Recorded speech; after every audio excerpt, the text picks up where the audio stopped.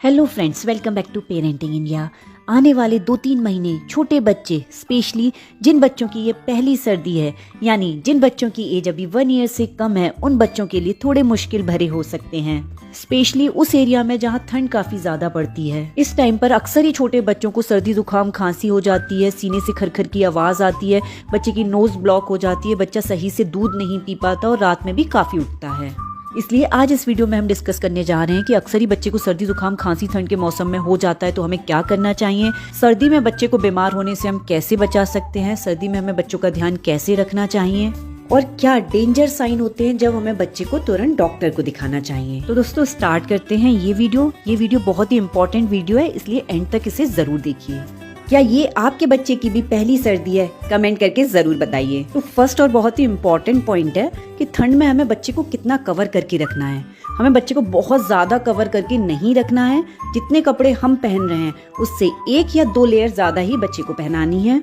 और इस बात का ध्यान रखना है, छोटे बच्चों को ठंड लगने का मेन रीजन होता है बच्चे की बॉडी से हीट लॉस होना, और छोटे बच्चे अपने बॉडी टेम्परेचर को मेंटेन नहीं कर पाते हैं, स्पेशली जो बच्चे 2 ईयर से छोटे होते हैं। और बच्चे की बॉडी से हीट लॉस मेन बच्चे के सर से और बच्चे के पैर से होता है। इसलिए ठंड के मौसम में बच्चे के सर और पैर को आपको अच्छे से कवर कर रखना है। इससे बच्चे को ठंड कम लगेगी, हीट लॉस कम होगा, बच्चे में गर्माहट रहेगी। इसलिए बच्चे के सर को, बच्चे के पैर को, बच्चे के हाथ को अच्छे से कवर कर रखिए। कई लोग ऐसा मानते हैं कि या तो हमें बच्चे के सर को कवर रखना चाहिए या बच्चे के पैर को, पर यह एक मिथ होता है। बच्चे के सर और पैर दोनों को एक साथ हम ठंड के मौसम में कवर कर रखें। और 1 मंथ से बड़े बच्चे को आप डेली नहला सकते हैं, पर जब बहुत ज्यादा ठंड होती है तो उस केस में अगर आप बच्चे को नहीं भी नहला रहे हैं तो बच्चे को स्पंज बाथ जरूर दीजिए। और 1 मंथ से छोटे बच्चे को डेली आपको स्पंज बाथ जरूर देना है। और नहलाने से पहले बच्चे की मालिश करिए, लेकिन मालिश सर्दी के मौसम में आपको 5 से 10 मिनट में ही पूरी कर लेनी है। मालिश आपको बंद रूम में ही करनी है। उसके लिए आप सरसों का तेल, बादाम, रोगन या ऑलिव ऑयल यूज कर सकते हैं। नेक्स्ट पॉइंट है, अक्सर ही सर्दी के मौसम में बच्चे को सर्दी जुकाम खांसी हो जाना, बच्चे की नोज ब्लॉक हो जाना, सीने से खरखर की आवाज आना जैसी प्रॉब्लम फेस करनी पड़ती है। और अक्सर ही मदर को सुनने को मिल जाता है कि माँ की वजह से बच्चे को सर्दी जुकाम खांसी हो जाता है, क्योंकि अगर माँ कम कपड़े पहनती है या माँ कोई ठंडी चीज खा लेती है तो उससे बच्चे को सर्दी जुकाम खांसी हो जाता है, पर ऐसा नहीं होता, ये एक मिथ है। और अक्सर ही पेरेंट्स का ये कमेंट आता है हमें कि सर्दी के मौसम में बच्चे के सीने से खरखर की आवाज बहुत आती है, ऐसा क्यों है और हम इसे कैसे ठीक कर सकते हैं। ठंड के मौसम में वेदर में बहुत ड्राइनेस होती है, जिससे नाक के अंदर जो हवा जाती है वो भी ड्राई होती है और नाक के अंदर जो सिक्रीशन होते हैं वो भी ड्राई हो जाते हैं, जिससे बच्चे की नाक के अंदर ब्लॉकेज हो जाते हैं और हमें खरखर की आवाज सुनाई देती है।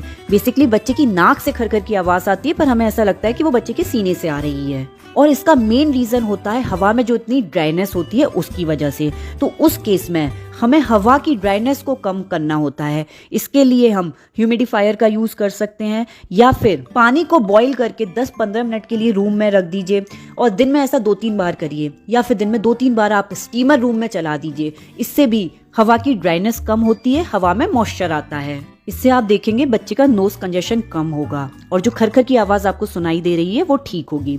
इसके साथ साथ जो नोज ब्लॉकेज है उसको दूर करने के लिए सलाइन ड्रॉप्स बच्चे की नाक में जरूर डालिए। ये नेजो क्लियर ड्रॉप्स आती हैं, इसका कोई साइड इफेक्ट नहीं होता। ये बेसिकली नमक पानी का घोल होता है।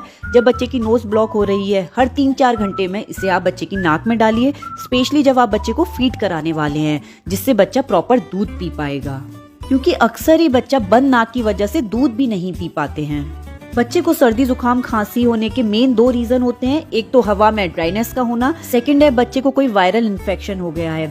घर में किसी मेंबर को अगर कोई इन्फेक्शन है तो वो बच्चा कैच कर लेता है, क्योंकि इस समय बच्चे की इम्यूनिटी काफी वीक होती है। तो उस केस में अगर घर में किसी को इन्फेक्शन है तो उससे बच्चे को थोड़ा दूर रखिए। अगर मदर को इन्फेक्शन है तो मदर अपने लिए मास्क का यूज करें और समय समय पर अपने हाथ सैनिटाइज करें, तभी बच्चे को गोद में लें। और कुछ डेंजर साइन होते हैं, उस केस में आपको बच्चे को तुरंत डॉक्टर को दिखाना चाहिए।